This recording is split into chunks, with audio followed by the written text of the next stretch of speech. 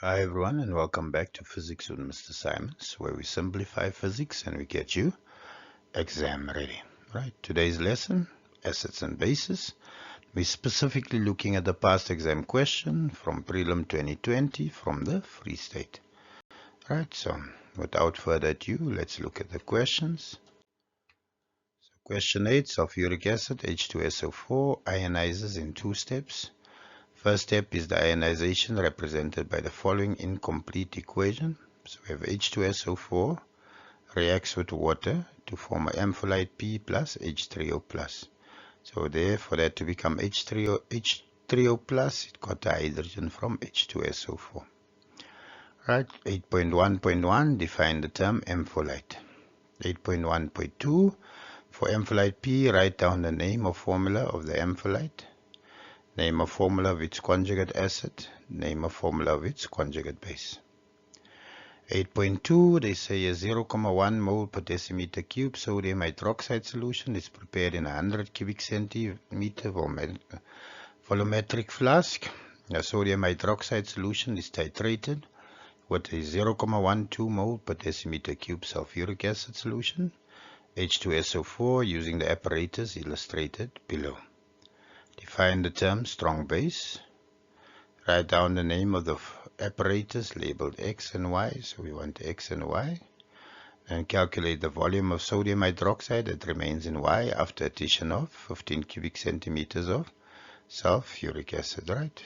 So as I said, pause. Try to answer as many as you can. Highlight your errors using either a highlighter or writing with a different pen, and practice as errors out of you, right? So let's look at the answers or solutions.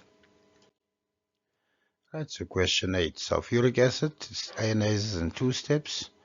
First step of the ionization is represented by the following equation. Right, so define the term ampholyte.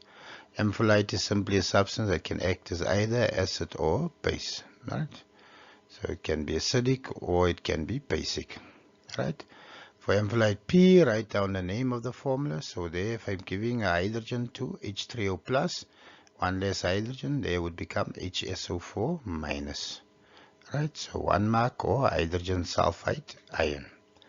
Name a formula of its conjugate acid. So there, it is able to accept the hydrogen to form an acid again, and there it donated.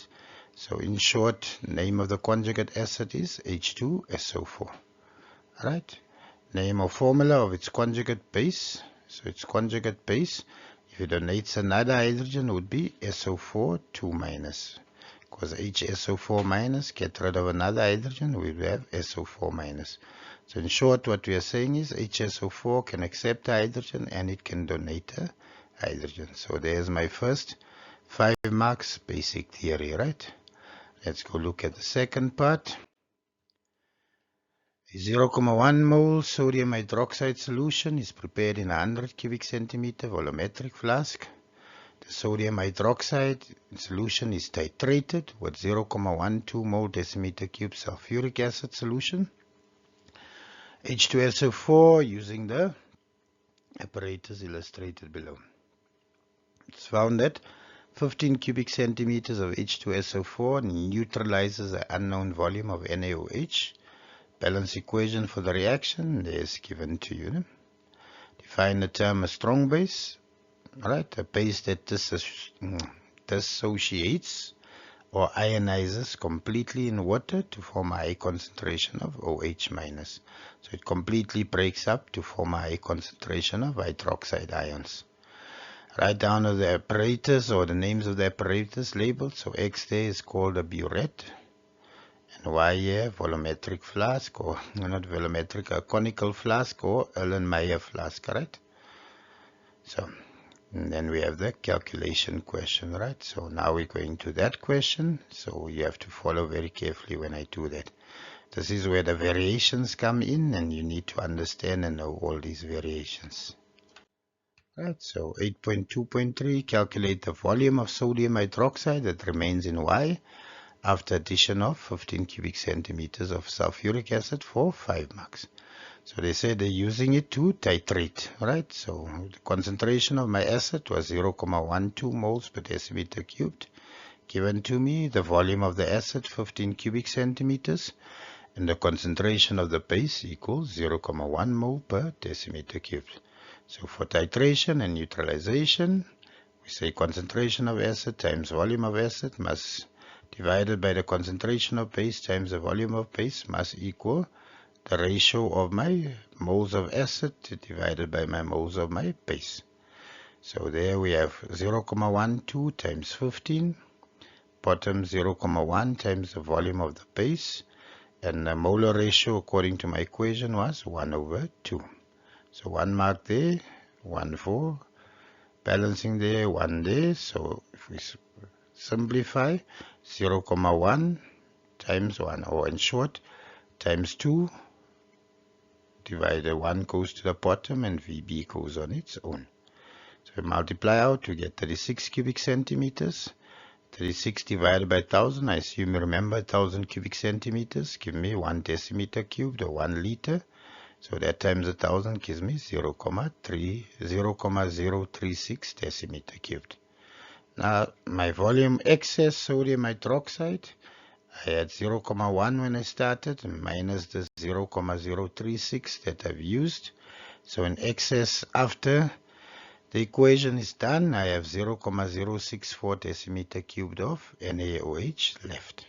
Alright, and there I assume you can see the mark allocation. Alright, now let's go look at the next question. They say the excess sodium hydroxide solution that we just found in Y reacts with 0.4 grams impure ammonium chloride. So NH4Cl according to the following balance equation. So sodium hydroxide plus ammonium chloride forms sodium chloride plus water plus ammonia. Calculate the percentage impurities in ammonium chloride for 7 marks. So my concentration of sodium hydroxide equals 0.1 mole per decimeter cubed, and the excess volume was 0.064 decimeter cubed, which is solved in the previous problem. Right, so my moles of sodium hydroxide equal concentration times volume, so 0.1 times 0.064 gives me 6.4 times 10 to the negative 3 moles of sodium hydroxide. Right, now according to the equation, my sodium hydroxide and ammonium chloride is in a ratio 1:1. So my moles of sodium hydroxide that I got must equal my moles of ammonium chloride, which then equals 6.4 times 10 to the negative 3 moles. So there are 3 marks for that first part. Right, now my moles of NH4Cl equal M over big M. Right, so to get mass would equal N times N. N was 6.4 times 10 to the negative 3. My molar mass there, ammonia, nitrogen being 14.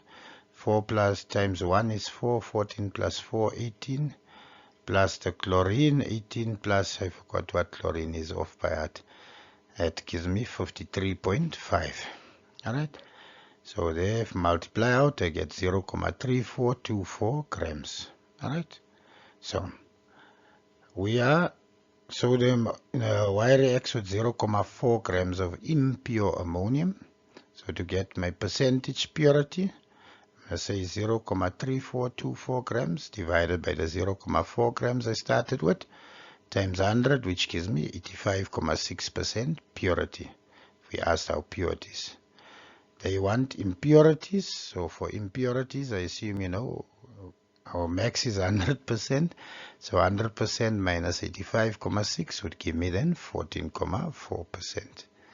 Alright, and that is how we would calculate the percentage impurities. I know you understand me.